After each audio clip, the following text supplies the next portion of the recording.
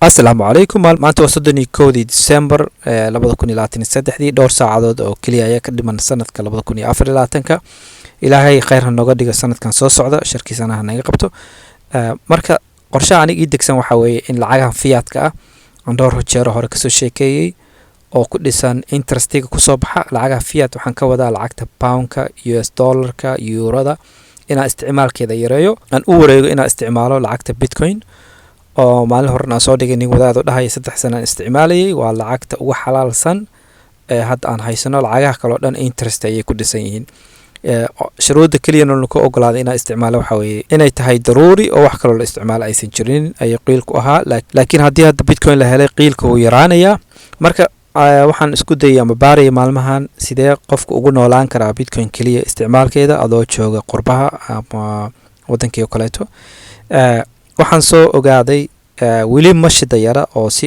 easy ma ahan laakiin lacagii kale ribay ku dhisan yihiin in juhdi la geliyo oo dadaal la muujiyo waa muhiim saacada halkan ugu jeedaan waxaan soo helay appkan Bitrefill la dhaho calaamada su leeyahay app store ku qora ama website ku qora mid ka rabtaan haddaad ku dhufto Bitrefill waxa weeye waa meel lagu gado gift cardska marka si qaabkan dabacsanahay waxa weeye midna qaabka rabo in insha Allah hadii ii suurta gasho in mushaharku markuu ii soo dhaco kale tusaale ahaan mushaharkayga boqolkiiba inta badan ina isla markiiba bitcoin ugu wareejiyo wixii kirada kale guriga kale automatically ay waa direct debit buu qofka landlordka ugu dhacaa laakiin wixii soo haro dhan oo kale oo taa cuntada ku gadanayna kamid tahay inaan bitcoin isla automatic wareejiyo taas marka bitcoin automatic wareejiyo marka waxaad weydiinaysaan sidee wax ugu gadan kartaa tusaale ahaan the bitcoin dukaamada badanaa ma aqbalayaan hadda Taska iyo Morrisonska iyo Asda iyo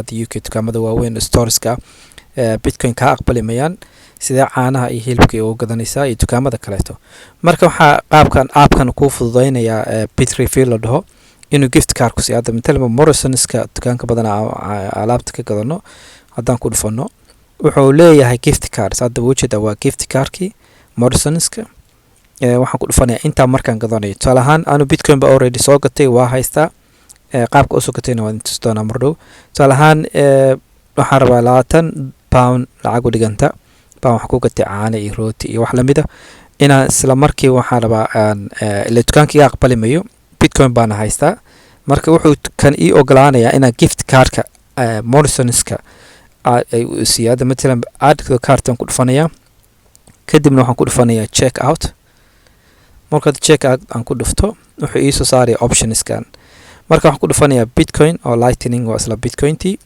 wuxuu ku leeyahay wallet kee haysataa anigu moon wallet kale lacag igu jirta hadaan ku dhufto wuxuu ii soo saarayaa moon wallet wuxuu ku leeyahay waa kan isla markiiba hadaan open dhaho moon wallet ba ii furmayo ba hadda waa ka baxayaa marka kaarkii isla markii waxa ku soo dhacay gift cardkii Morrisonka dukaanka ayaa galaysaa dukaanka markaad caanaha waxaa oo dhan isku darsatid oo pay out meesha lacagta ku taal lagu bixiyo waxa ku dhufanaysaa inaa haysatid gift cardkan hadana sida kaarka aad diiq ugu siisanaya diiq ugu siinaysan saas ay lacagta ku baxaysaa macnaha aad isaga bixin kartaa marka dadka aad nick sheekha saas ku noolaya qaabkaas ku isticmaala marka waxaad weydiinaysaa meel appkan Bitrefill la dhaho UK kaliya ma ahan adduunka oo dhan weeye inta badan waxa ku jira kumanaan kun oo dukaan ayaa ku jira xataa Soomaaliya hadda ku qoray hadda Soomaaliya doorto hadda Soomaaliya ku qoray oo ujeedad waxa arkaysaa Somtel oo iyadana car gift card ku gadaysa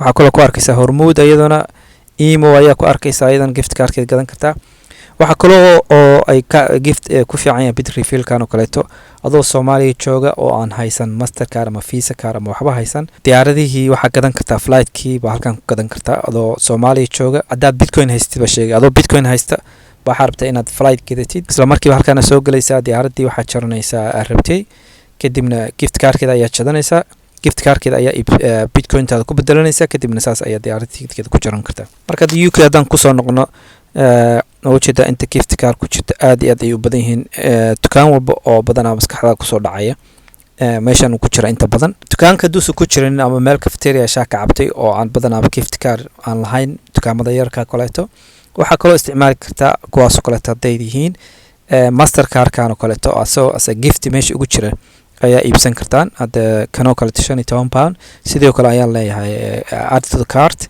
kadibna view, kadibna check out. waxay ku weydiinayaa bitcoin iyo bitcoin lightning. haddaa rabtid escape ayaan dhahay halkaas. caadi ayaa meesha ugu soo koobiyeyn karaa walletkayga intaan galo. qasab maahan ina emailkiina meesha ku qortaan. marka mastercardka markaa soo gadataan meesha shaah ka cabaysaas ayaa dhiq ugu siinaysaa. meel walba oo mastercard aqbashana way ka macnaha waa ku gadan kartaa, wax waa kaga iibsan kartaa. weli 100% maan saa hore u sheegay fee waa arkaysan fee in ku dalaacayo, laakiin waxaan rajeynayaa inay insha Allah ay yaraato feegaas marka dambaysa oo dadku bataan isticmaalkooda. laakiin waa in waxaan arintan in la iska fadhiyo maahan, waa inaad xal loo raadiyo. haddii wixii la yiri diiniin uma fiicna arrimahan fiat lacagtan ay problem adduunka ku hayso oo dagaaladani waxaan socda ay iyagu ka dambeeyaan lacagta la iska daabacayo. bitcoin ay tahay xal u tahay waxaas. waa in dad marka hore bilaabo la helo oo culayska qaata. haddii aan la helin dadkaasna weligeed saas halkaan joogaysa. aapkan bitcoin ka gatay waxaa la dhahaa coiner oo UK ku yaala xafiiskiisa. marka coiner wuu ku fiican yahay, waa exchange sida Binance oo kaleeto. bitcoin kaliya ayaa number 1, coins kala ma gado, bitcoin kaliya gadaa. wuxuu kaloo leeyahay bitcoin lightning wax la dhaho. lightning waa bitcoin laakiin aan fiigeedu yar yahay. waa isla bitcointii wax kala duwan ma ahan, laakiin fiigeeda marka wax diraysid waana very fast, waana fiigeedan waa lacag laan. waa layer 2 baa la dhahaa. ma rabo inaad technicalka waxaas in ku sii mashquuliyo.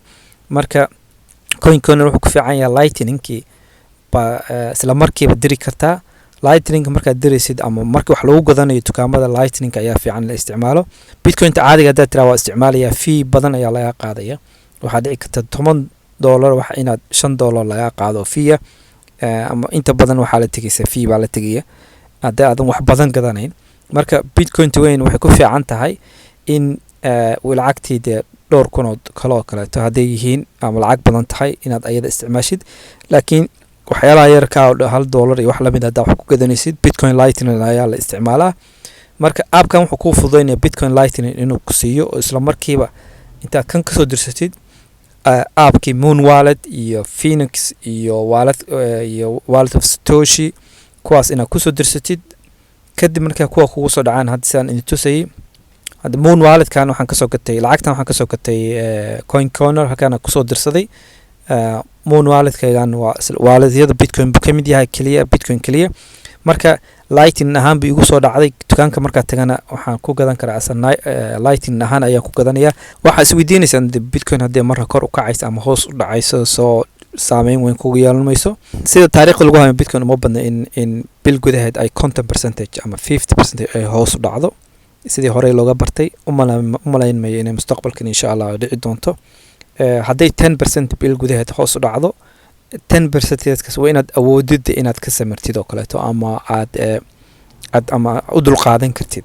haddii aad awoodi karin inaad 10% minus noqotid tusaale ahaan bilaha qaarkood ama 15% ama 20% iska badheeb haddaad awoodi karin inaad qaadid way kuwa adkaan doontaa. laakiin haddii aad 10-20% hadda $1 haddii 20% hoos oo dhacday waa $200 oo kaleeto. marka wayna $200 inaad ka samri kartid haddii lacag la dhacdo way. laakiin uma badna malayma inay dhacaysona haddii ilaahay ilaad bil gudaheed waxaan ka wadaa bisha inta mushaar ku soo dhacayso bisheeda kaleeto inaad ila bil bay mushaar ku soo dhacdaa asaasan bil gudaheed sababtaas ku leeyahay. haddii ay lacagtu kor u kacdana faa'iido joogta. haddii 20% kor u kacdo mushaarkaagii oo lacagtii hore hadii lacagtaada ku sii kordhaysa ama 50% kor u kacdo.